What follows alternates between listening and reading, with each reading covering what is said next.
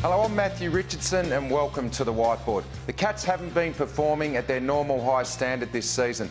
There are various reasons behind this, and one of them is they're not getting the same drive off half-back from players such as Andrew Mackie. 2 weeks ago, the Crows sent an offensive tagger onto Mackie to restrict his attacking play.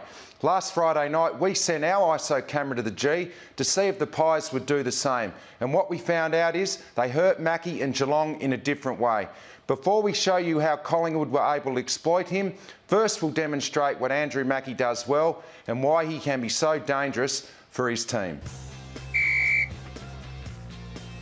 The Cats love to free up Andrew Mackie behind the centre of the ground. He can be used as a spare defender or a roll-back wingman. And one of his greatest strengths, I think, is his kicking. He's a great kick over 40+ metres. He rarely misses a target and he can kick the ball long or short. That's why they love to get it into his hands. The other thing he does so well is he reads the play across half-back. He takes intercept marks and then drives his team forward. I feel like the game comes very, very naturally to him. He's a very skillful footballer.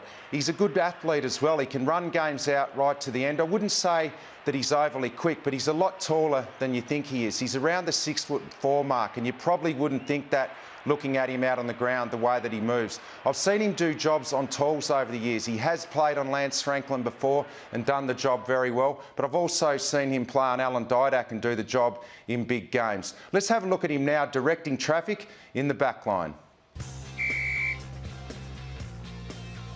Having been part of a very successful Geelong defence over the years, one thing he has always had is people to learn off. He's had guys like Tom Harley as his captain and Matty Scarlett and Corey Enright back there, and they've taught him how to be a great leader in the back line. As you can see here, he's always talking and trying to direct his teammates into the right positions, and that's a great thing to have out on the ground. You need to have your teammates talking to you. It gives you a lot of confidence in your teammates around you. He's directing traffic, telling players who to pick up, where to stand in the zone. This is the part I loved about his game against Collingwood last Friday night. You see young Guthrie there turning the ball over, kicking it directly to Goldsack, who kicked the goal. Now that can be shattering for a young player, especially in a big game on the big stage. Andrew Mackie gets up to him, consoles him, tells him not to worry about it, keeps encouraging him. That's great to see young players doing that. We see him standing on the mark here. That was the Alex Fasolo 50-metre penalty, which ultimately won the game. He gets over to the umpire,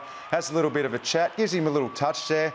Yeah, not sure we're allowed to do that, but he does it well. He gets away with it because he hasn't done it in a demonstrative way.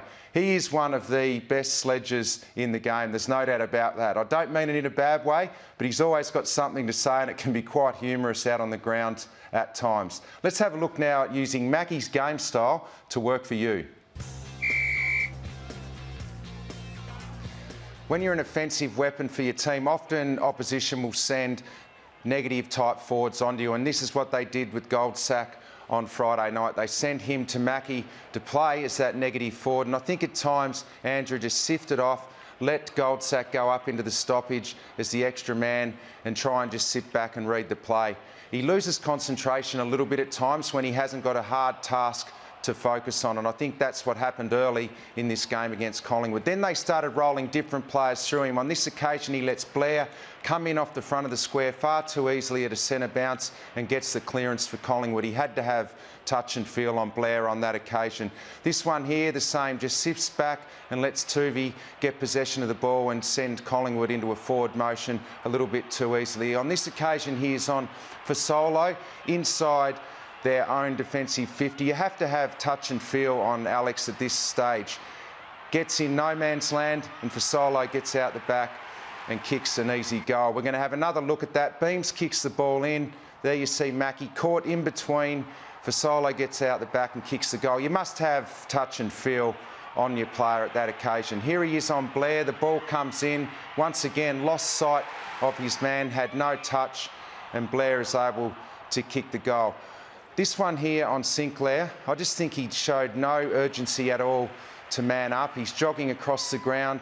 When he gets a big job to play on someone like a Franklin or a Didak, as we mentioned before, he can knuckle in and do a really, really strong defensive job. On this occasion, Sinclair pushes out to the opposite side of the ground on the wing and gains possession. I don't think Andrew showed enough urgency on that occasion.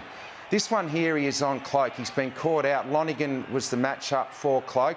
He's trying to talk to Lonergan to try and swap over the match-up onto Goldsack. They're trying to get into their position. The play's being switched around into the back half. And gradually, as Collingwood moved the ball down the ground, he still hasn't been able to get the switch with Goldsack. He is the man who was on Cloak this occasion, and he had to man up on him a lot sooner than what he did. The ball goes inside forward 50. Hunt tries to come off his man, but Cloak gets an easy mark. So there you can see Andrew Mackie on the right of screen, Josh Hunt in the middle and Lonergan on the left. This was where they were trying to communicate to switch opponents. They didn't have time, and this is where Mackie had to just go and pick up Cloak and make a strong effort to man up on him. He didn't. Travis Cloak takes an easy mark and kicks a goal.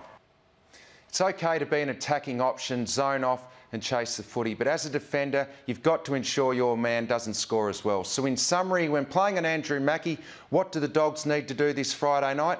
Well, make him accountable, look for his man, because like the Pies did, you may find a number of scoring opportunities. Or the Cats may give him a strong defensive job on a dangerous forward, because we know he can do the job when focused. Thanks for joining us on the Whiteboard.